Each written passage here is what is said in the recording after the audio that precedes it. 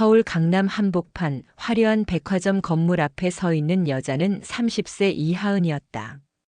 결혼 3년 차 겉으로는 안정된 가정의 며느리였지만 속으로는 늘 외로움과 답답함을 안고 살았다. 시댁에서 웃어도 애써 잘하려고 노력해도 벽 같은 차가움이 돌아올 뿐이었다. 특히 시아버지 정도현. 그는 대기업 건설사의 회장이었지만 집에서는 무뚝뚝함의 상징이었다. 밥상 앞에서조차 신문만 보며 말 한마디 없는 사람이었다. 하은은 늘 생각했다. 아버님은 날 마음에 들어 하지 않으셔. 그런 날들이 쌓이자 하은은 결심했다. 이제 나도 내 힘으로 인정받아야지. 그리고 선택한 곳이 바로 강남의 명품 백화점 매장이었다. 전공이 경영학이었고 사람들과 대면하는 일에 자신이 있다고 믿었다. 무엇보다 시댁에 당당히 서고 싶은 마음이 컸다. 첫 출근 날 거울 앞에서 하은은 정장을 매만졌다. 오늘부터는 내가 달라질 거야. 백화점 매장 안은 반짝이는 조명과 고급스러운 인테리어로 가득했다. 그녀의 가슴은 설렘과 두려움으로 동시에 뛰고 있었다. 그러나 현실은 달랐다. 첫 인사를 마치기도 전에 팀장 오상우의 날카로운 시선이 그녀를 꿰뚫었다. 신입이지. 잘 들어. 이 바닥 만만하지 않아. 실수하면 바로 잘리는 거야. 말은 친절한 교육이었지만 목소리에는 분명한 경멸이 섞여 있었다. 하은은 얼어붙은 미소로 네, 열심히 하겠습니다라고 답했지만 속으로는 차가운 공기가 스며드는 것을 느꼈다. 저녁 집으로 돌아온 하은은 애써 밝게 말했다. 오늘 많이 배웠어요. 좋은 분들이 많아요. 그러나 진실은 달랐다. 점심도 거른 채 동료들의 눈치를 보며 하루 종일 잡무에 시달려야 했고 작은 실수조차 크게 질책받았다. 하지만 시댁에 걱정을 끼치고 싶지 않았다. 특히 무표정한 시아버지 앞에서는 더더욱. 그날 밤 침대에 누운 하은은 천장을 바라보며 생각했다. 내가 선택한 길이 맞을까? 그래도 버텨야 해. 이번엔 절대 포기하지 않을 거야. 그녀는 아직 몰랐다. 이 직장이 단순한 새로운 시작이 아니라 시아버지와 운명을 뒤흔들어 놓을 거대한 전환점이 될 거라는 사실을. 이하은의 두 번째 주 출근길, 발걸음은 이미 무거웠다. 처음에는 긴장과 설렘이었지만 이제는 두려움이 앞섰다. 매장 문을 열자마자 들려온 건 팀장 오상우의 날카로운 목소리였다. 이하은 씨, 커피 어디 있어? 내가 말 안 했어. 신입은 아침에 커피 챙기는 거 기본이라고. 죄송합니다. 바로 준비하겠습니다. 그는 손님도 있는 매장 한가운데서 일부러 목소리를 키웠다.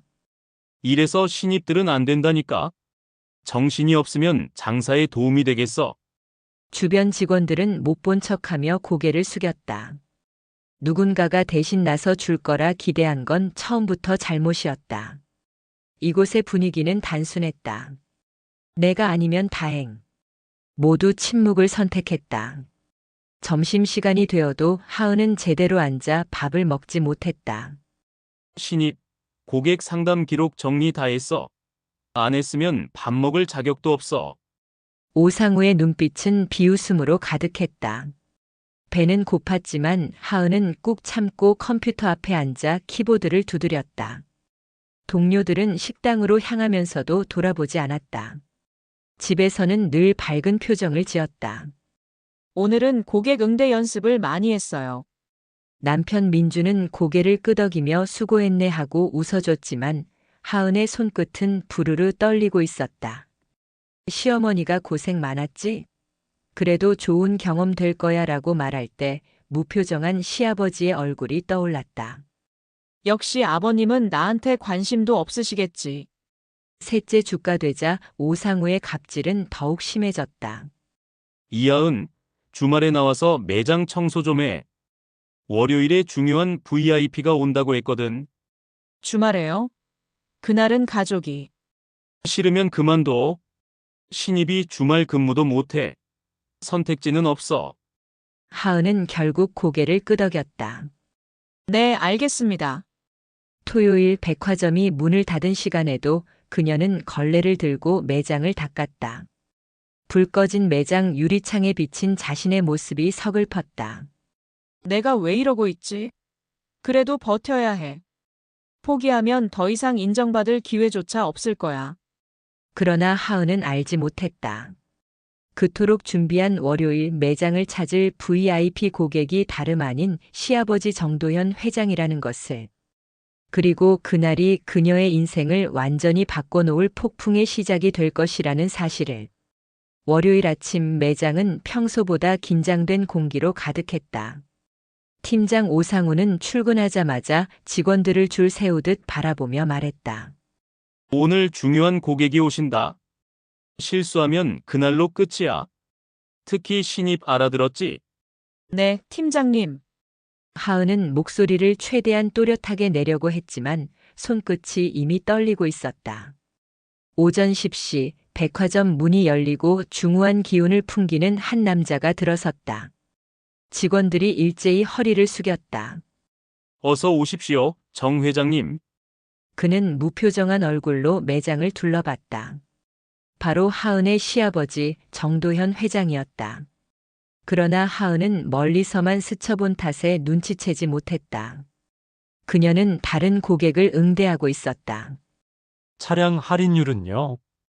고객이 묻자 하은은 조심스럽게 설명을 이어갔다. 그러나 그 순간 오상우가 성큼 다가와 계약서를 낚아채듯 들여다봤다. 뭐라고 설명했어? 너 지금 할인율 언급했어? 누가 그런 권한을 줬지? 죄송합니다, 팀장님. 다시 말씀드리겠습니다. 고객 부부는 눈치를 보다 불편한 미소를 짓더니 자리를 떠났다. 오상우의 얼굴이 붉게 달아올랐다. 야, 고객 놓쳤잖아. 내가 매장에 끼치는 손해가 얼만지 알아? 하은은 머리를 조아리며 연거푸 사과했다. 죄송합니다. 다시는 실수하지 않겠습니다. 하지만 오상우는 멈추지 않았다. 말만 하면 뭐하냐고. 진심으로 반성하는 게 보여야지. 그는 손가락으로 바닥을 가리켰다. 무릎 꿇어. 순간 매장이 얼어붙었다. 동료 직원들은 숨을 죽였고 하은은 얼굴이 하얗게 질렸다. 팀장님, 제발 여기서 이러지 마세요. 제발. 내가 뭘 잘했다고 부탁이야? 신입은 무릎 꿇고 배우는 거야. 눈물이 차올랐지만 하은은 고개를 숙였다. 집에서도 인정 못 받는데 직장마저 이렇게. 그녀는 떨리는 무릎을 바닥에 대려했다. 그때였다. 사무실 문이 쾅 하고 열리며 낮지만 묵직한 목소리가 울려 퍼졌다. 무슨 짓이야, 내 며느리에게. 사무실 문 앞에 서 있는 이는 다름 아닌 정도현 회장이었다. 평소 집에서는 신문만 보며 묵묵히 밥만 먹던 무뚝뚝한 시아버지. 그러나 지금 그의 얼굴에는 처음 보는 분노가 번쩍이고 있었다. 직원들이 술렁이며 속삭였다. 정 회장님이 왜 여기에? VIP 중에 VIP, 백화점 매출의 큰 손이자 모두가 두려워하는 고객이 바로 그였다. 정도현의 시선은 바닥에 무릎 꿇으려는 하은에게 꽂혀 있었다. 눈물로 번진 며느리의 얼굴을 보는 순간 그의 가슴 속에서 무언가 끊어졌다. 내 며느리를 울린 놈이 누구야? 지금 당장 나와. 천둥 같은 목소리가 매장 전체를 울렸다. 오상우 팀장은 얼굴이 굳어졌다. 회장님 오해가 있으신 것 같습니다. 저는 단지라니. 내가 교육이라며 며느리를 무릎 꿇게 했어. 정도현의 주먹이 떨리며 내려갔다. 사람을 무릎 꿇게 하는 게 교육이야? 하은은 눈물을 닦으며 떨리는 목소리로 말했다. 아버님 괜찮습니다. 제가 실수를 해서. 그러나 정도현은 단호히 잘랐다. 그만해, 하은아. 네가 뭘 잘못했는데. 실수했다고 무릎을 꿇어야 한다는 게 말이 돼. 그의 목소리는 이번엔 따뜻했지만 단호함은 잃지 않았다. 직원들은 충격에 빠졌다. 평소 무심하고 차갑게만 보였던 정 회장이 며느리를 감싸 안으며 노기를 드러낸 것이다. 정도현은 오상우 앞으로 다가갔다. 사과해. 지금 당장. 예. 제가 정말 몰랐습니다. 수연하니 이하은 씨가 회장님 며느리일 줄은. 며느리든 아니든 직원한테 그런 짓을 하면 안 되는 거야. 정도현의 목소리에 오상우의 다리가 풀렸다. 무릎 꿇어. 네가 시킨 그대로 똑같이. 오상우는 결국 바닥에 무릎을 꿇었다. 사무실 안은 숨소리조차 들리지 않았다. 하은은 믿기 힘든 광경을 바라보며 속으로 중얼거렸다. 아버님이 나를 지켜주고 계셔. 무릎을 꿇은 채 떨고 있는 오상우의 모습은 매장 직원들에게 믿기 힘든 광경이었다. 7년 동안 이곳에서 권력을 휘두르며 누구도 거역하지 못했던 그가 지금은 VIP 고객의 분노 앞에 완전히 무너져 있었다. 정도현의 차가운 시선이 그를 내려꽂았다. 네가 며느리에게 한 짓 그대로 돌려받는 게 당연하다. 기억해라. 사람을 업신여기면 결국 자신이 무너지는 법이다. 오상우는 입술을 달달 떨며 하은을 향해 고개를 숙였다. 정말 죄송합니다. 제가 잘못했습니다. 매장 구석에서 지켜보던 직원들은 눈치를 보며 서로를 바라봤다. 저 팀장이 무릎을 꿇다니. 평소에 그렇게 갑질하더니 결국 이렇게 되는구나. 그들의 시선 속에는 두려움과 동시에 묘한 통쾌함이 섞여 있었다. 정도현은 며느리를 향해 손을 내밀었다. 일어나 하은아. 그 손은 놀랍도록 따뜻했다. 그동안 집안에서 언제나 차갑고 무표정했던 손, 이제야 비로소 가족의 온기를 담아 내민 것이었다. 하은은 울먹이며 그 손을 잡고 일어났다. 아버님, 저 괜찮아요. 사실 제가 아니야. 네가 잘못한 게 없어. 가족은 혼자 버티게 내버려 두는 게 아니라 함께 이겨내는 거다. 그 한마디에 하은의 눈물이 다시 터졌다. 서러움이 아니라 위로와 안도감이 뒤섞인 눈물이었다. 직원들 앞에서 정도현은 마지막으로 단호히 선언했다. 오늘 이후 내 며느리에게 이런 수모를 주는 일이 다시는 있어서는 안 된다. 아니, 누구에게도 이런 짓은 있어선 안 된다. 그의 목소리는 매장 벽을 울렸고 누구도 반박하지 못했다. 하은은 처음으로 깨달았다. 시아버지가 단지 무뚝뚝한 사람이 아니라 필요할 때 가장 강하게 자신을 지켜주는 진짜 보호자라는 사실을. 며칠 뒤 매장은 여전히 무거운 분위기였다. 박성우 팀장의 자리는 텅 비어 있었다. 본사로 전보되었다는 소식이 돌자 직원들은 서로 눈을 마주보며 수군거렸다. 결국 이렇게 되는구나. 괜히 힘으로만 누르더니 끝은 뻔하지. 그날 아침 부장은 전 직원 앞에서 공지했다. 앞으로 직장 내 괴롭힘은 무관용 원칙으로 대응합니다. 누구라도 다시 이런 일이 있으면 즉시 조치할 겁니다. 하은은 그 말을 들으며 가슴이 서늘해졌다.